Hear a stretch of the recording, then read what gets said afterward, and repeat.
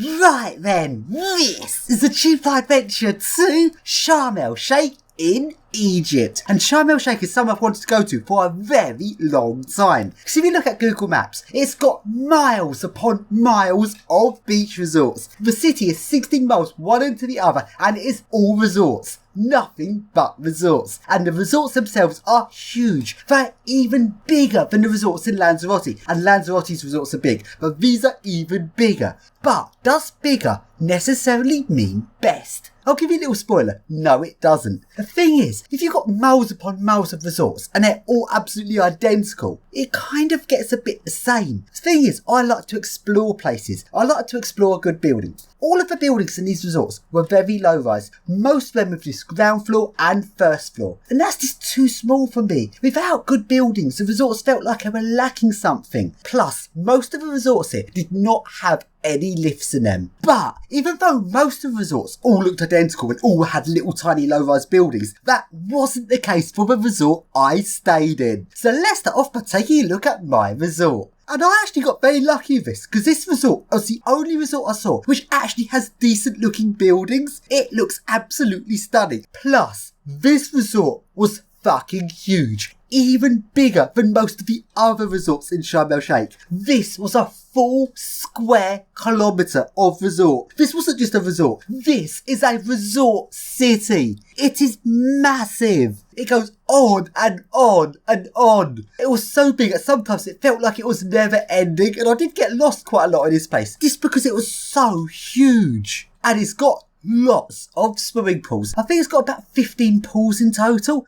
So then, let's take a look around this resort, and it is big.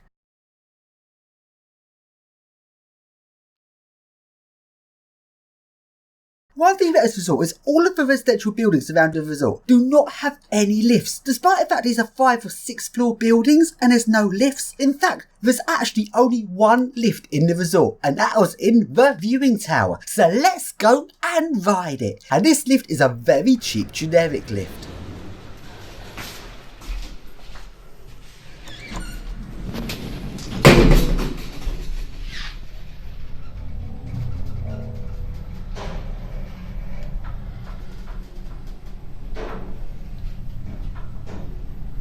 Trust.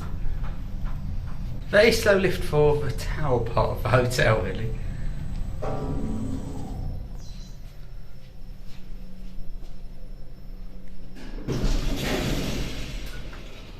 So here I am at the top of the viewing tower. Let's take a look at the resort. The viewing tower is located in the central main water feature with swimming pools. There's lots of swimming pools dotted all over this resort, but this here is the main one. And from here you can actually get a scale of how big this place is. Also, this resort features its very own mosque. But this mosque also didn't seem to be working as it didn't broadcast the daily prayers.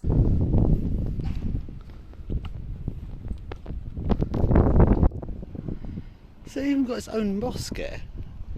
This is in the desert. It's literally middle of nowhere desert if this resort wasn't here. This viewing tower also has a zip wire on it, but sadly this wasn't working. I was looking for it to have a zip line here. So then, let's now take a look at the motor room of the lift. A very small motor with an aircon in the motor room. This metal one walking over here feels like it will give way any second. There's your lift down there. And here's your logic. The logic looks like that. And the lift logic is a generic logic which I do not recognise.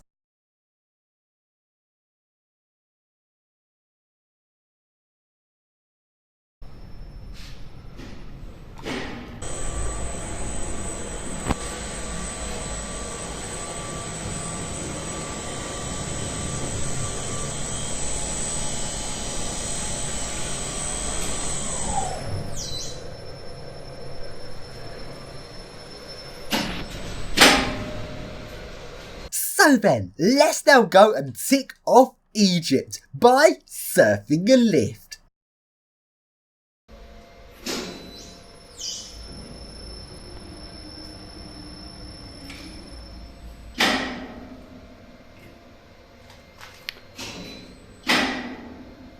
Doesn't like going up, it likes going down but not up.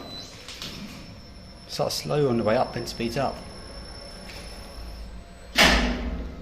Down always starts instantly. So quick it starts on the way down, but on the way up it doesn't. It takes a while. And show you how little I trust this lift, I'm not even going to run it in normal.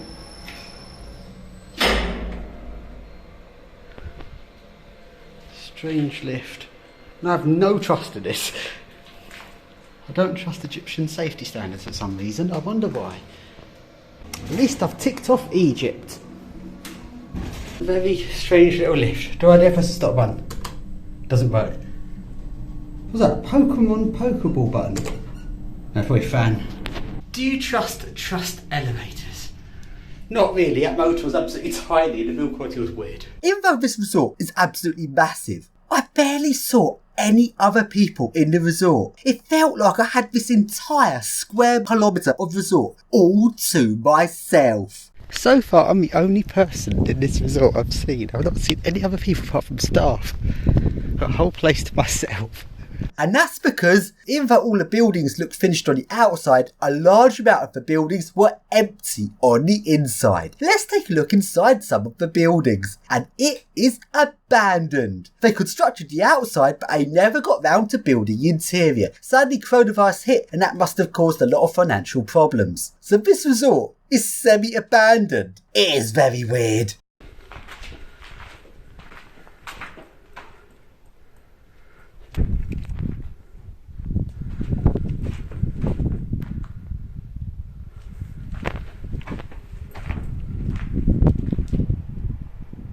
This resort also featured a bike stand with bike wheels but no bikes, a 7 days market which is no longer open 7 days, and a musical fountain which is no longer a fountain and no longer musical as it sadly wasn't working. So then, it's now night time, and even though this resort is only like half open, at night it is fully lit up. They put a lot of effort into the lighting of the resort, and it looks spectacular at night. It actually looks better at night than it does in the daytime. Let's take a look around the resort and take a look at the lights.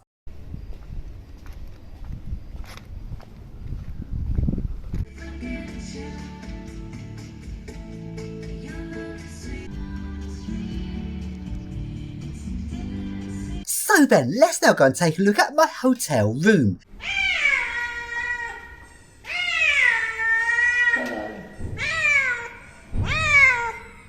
And this wasn't just a hotel room, this was a full apartment. Considering that usually Sharm El Sheik is outside my price range, and the only reason I came here is because I managed to get a really good deal. The entire trip cost £130, and considering £70 of that went to the UK government's long haul tax. So with that said, it was probably very little of that money was actually going to the hotel itself. Yet I got a full apartment. That shows what a good deal I got. Let's take a look at the apartment. And even though this is a 2-person apartment, it actually has 2 bathrooms. Why would there be 2 bathrooms? That is weird. The next room along is the bedroom.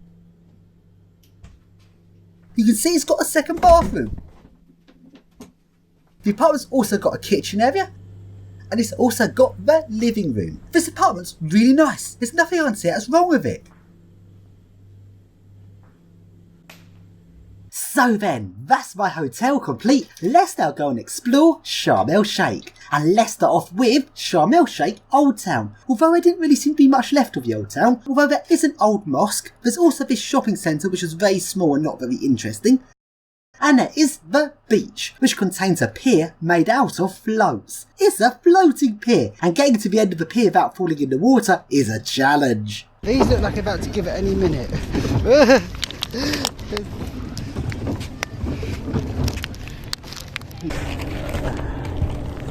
I made it to the end without falling in.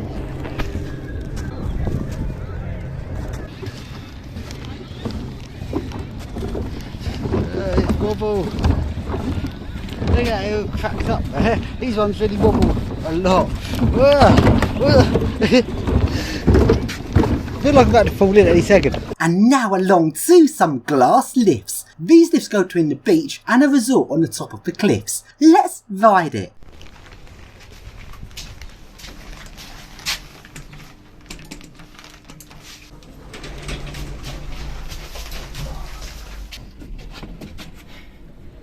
с ним за полотенце натянули?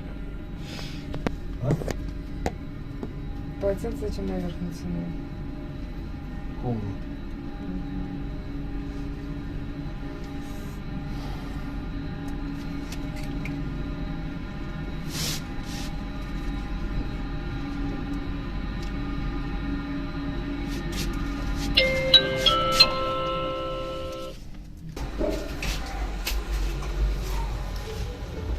No toe guard. No toe guard. And let's go into the motor room.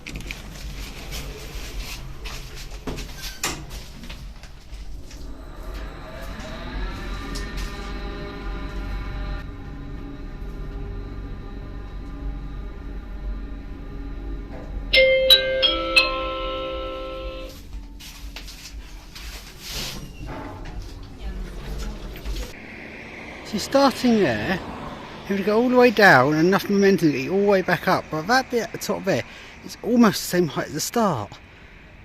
How would you have enough momentum to do that? I guess you're sitting on some sort of float thing at lowest friction, but still you've got emergency exit there for if you don't make it, but I'm amazed that you can do that. So then, it's now time to talk about the problems with Sharm El Sheik. Now, everywhere in the world has problems. Nowhere is perfect and nowhere is expected to be perfect. It's normal for things to have problems. But Sharm El Sheik is different because I've never been to a place like this. So many issues with the place to a point where can you even really call this a city? Because it doesn't function like a city. There's nothing you can really do like you can do in a normal city. It's to the extent where if you're not doing stuff as part of an organised tour, there's nothing really you can do apart from just walk the streets doing nothing. It's weird. It's like all of the things there is to do, like whether it's on boat rides, to excursions, or to water parks, or anything really, you're expected to be a tourist, going to your tourist resort and staying there. Then everything is laid on for you. But I don't work like that. I like to do my own thing and I just go and explore and go to anywhere that takes my interest. I don't like being ferried about like a tourist. And this is the problem here, because it felt very aggressive, and if you weren't just doing things as part of a beach resort, it really made it feel like you're not meant to be there. Another thing that shows how much this is not like a normal city is all of the food outlets do not open until 11 AM. So before 11 AM, there's literally nowhere you can buy anything to eat. KFC, McDonald's, and pretty much anywhere doesn't open till 11 AM. This is because all tourists are expected to be eating the hotel resorts food. Let's take a look at how much food costs. Here is a quadruple chicken burger I had from KFC. This also included chips and a fizzy drink, and I don't drink disgusting fizzy drinks, so I used it to bribe a security guard to let me into a resort later. This meal came to just £4 in UK money, and I thought that was pretty reasonable. As for McDonald's, this quite large burger cost £3.50, which is also pretty reasonable. But what about the supermarkets? Well, in Sharm El Sheik, despite the city being 16 miles from one end to the other, there's only 2 proper supermarkets. And if you're not near either of those supermarkets, you're going to get ripped off. It's ridiculous that a city as big only has 2 supermarkets. These supermarkets are the Carrefour, which is the cheapest supermarket, despite the fact in France Carrefour is not particularly cheap. And the other one is the Metro. Let's take a look at what I brought for lunch from Metro and how much it cost in English money. This salad, which the lettuce seemed a bit tired and out of date, cost £2. These olives cost 40p, which I thought was quite reasonable. This cheese here, which tastes very nice, was £1.16. This drink, which I hope was a smoothie but was more of a juice really, was 40p. And the Pringles, being an international product, which is going to cost a bit more than local products, was a bit overpriced really, costing £3. And this large bottle of water cost just 16p, bringing the total to £7.20. Which varies a bit depending on the item, whether it's more or less than UK, but overall as a total is a bit similar to England, although I normally get my lunch for around £5 to £6 over in England because you get meal deals and stuff. Now, as well as the 2 main supermarkets, there is a third supermarket, but it is a scam. This is the Mango Market, and all of the prices are shown in US dollars, even though you pay in Egyptian pounds. So I found a chocolate bar that costs $1, which would be 83p in UK money, But when I got to the checkout, they give you a really bad exchange rate from US dollars to Egyptian pounds, which ended up costing me in UK money £1.20 for a chocolate bar advertised as 83p. It is a scam. But things get even worse, because if you're not near any of these free supermarkets, the rest of the supermarkets are absolutely appalling. Little tiny tat shops with no prices shown, and the shop owner charges you whatever he thinks he can get away with. Different prices for tourists and locals, and they overcharge like crazy based on how much they think they can get away with charging. There's no prices on any of the products. It's absolutely annoying. Plus, these little supermarkets put up logos on their shops of companies they've got no association with, such as this one. This logo here is a Ukrainian supermarket, and considering there's quite a lot of Ukrainians in Sharm El Sheik, they've clearly done this to trick them into thinking this is a Ukrainian brand, when it's not. They've just put a logo up. Trademark infringement. Then you've got this shop here, and the logo for this is Arabic for Alcon, which is a major French supermarket, even though this little supermarket has clearly got nothing to do with Alcon. Then you've got this supermarket, which has got an Audi logo. This is clearly not an Audi.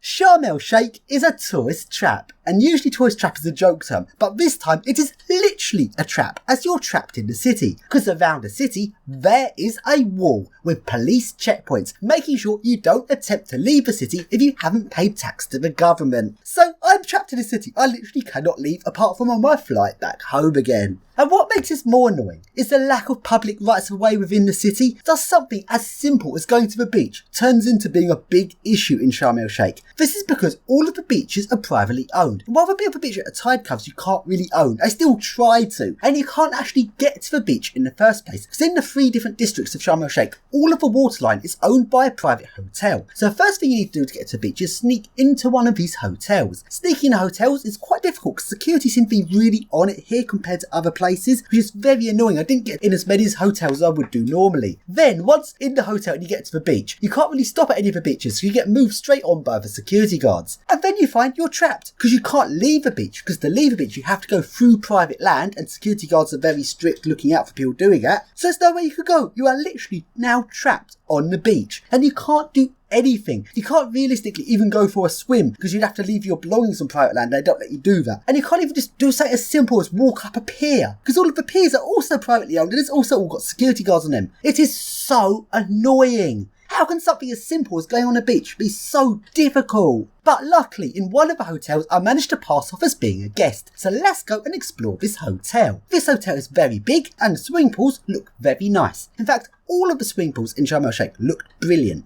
But the thing is, even though the pools looked nice, the resorts really felt like they were lacking. So they've got a nice pool, which is lovely, but there's little else in the resorts. Most of the resorts don't even have a lift, as all of the buildings only have a ground floor and a first floor. Luckily though, this resort did have a lift, so let's take a look at it.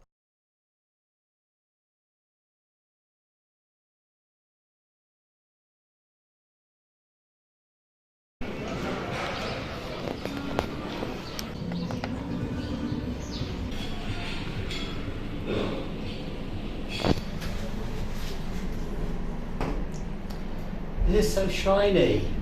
There's a lift 01112. What has phone number with?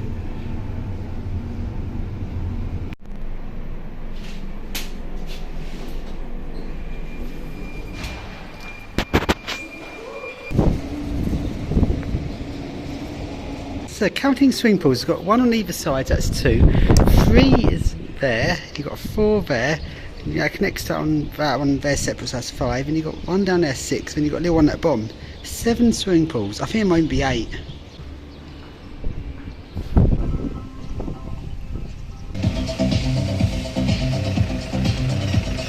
So then, let's continue to take a look around Sharm El Sheik. As I'm not a typical tourist, because I don't actually like sitting around beach resorts all day, I don't like just having activities given to me, I like to explore for myself. And because of that, I end up walking 20 miles every day. Not many people go for a trip to Sharm El Sheik and do that amount of walking. But I did find quite a lot of interesting things, such as this main street here has some very interesting decorations on the pavement.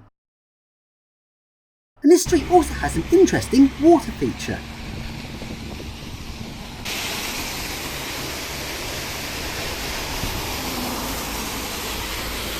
And now we go along to Viva Mall Shopping Centre. This is a weird little shopping centre, and outside of it is a model of an express lift button. Inside the shopping centre, it is pretty plain and very boring as there's no lift.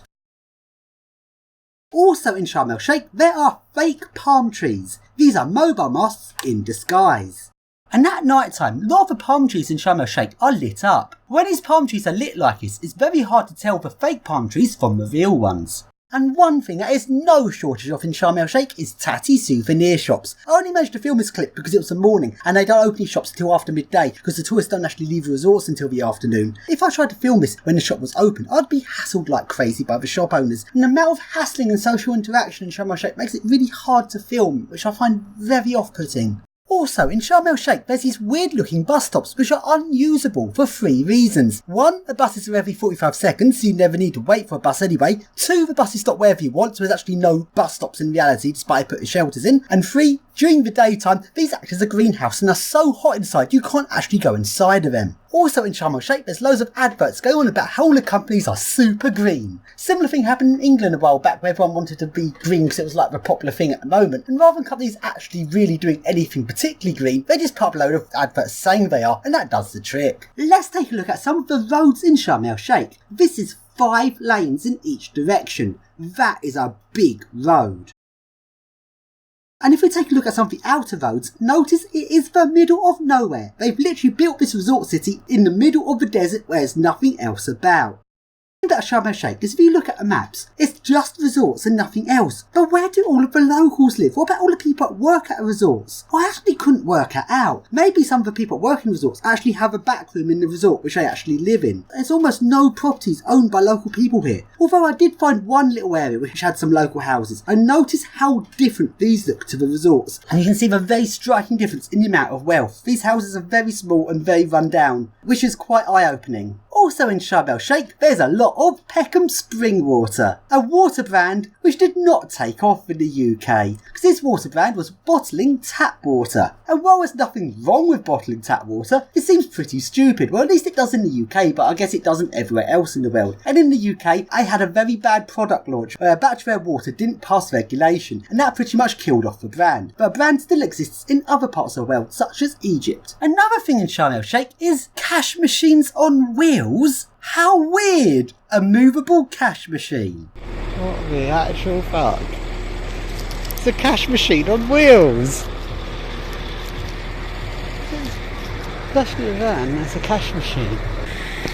How fucking weird is this? Also in Sharm El Sheik, there's a lot of abandoned buildings. These are resorts they started building and ran out of money and never completed. Let's take a look at one of them.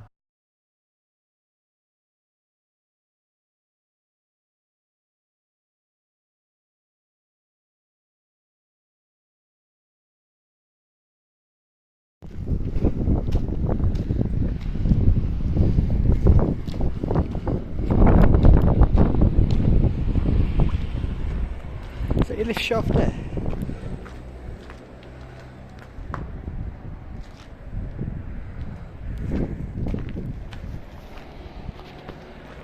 So then, let's now explore some of the hotels that I managed to get into, which is not that many, disappointingly, despite the efforts I went to.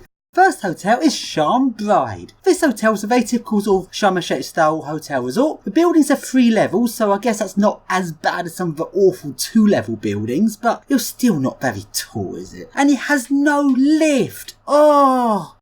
As for the swimming pools and resort area, it looks really good. In fact, all of the resorts look really good, purely based on how the swimming pools are. Nothing else to it apart from swimming pools though, but the swimming pools themselves are excellent. So let's have a look around this resort.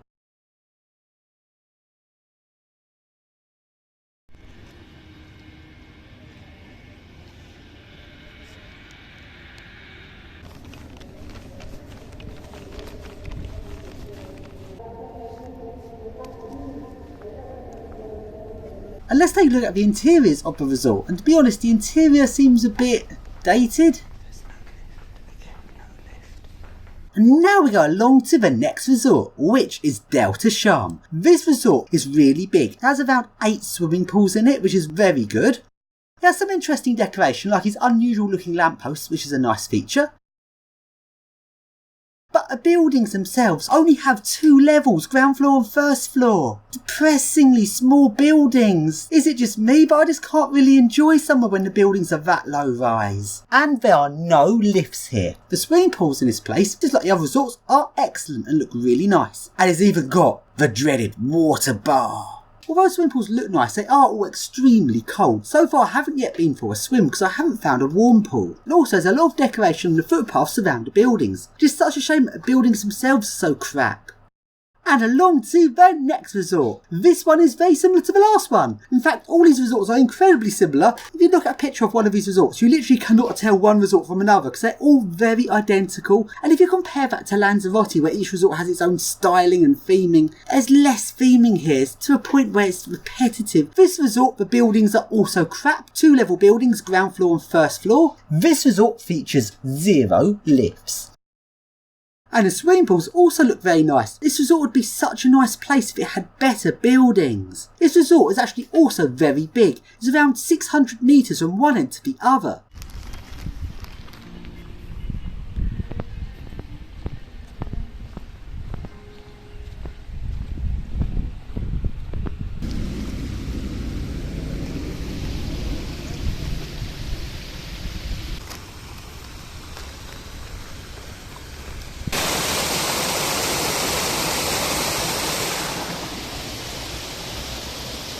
And this resort also contains the first swimming pool I came across that was actually heated, which is a nice place to go for a swim. This particular pool is not one of the nicely decorated ones, it's a smaller pool. Probably because heating pools is expensive, so only the small pools get heated. But at least it was a nice place to swim.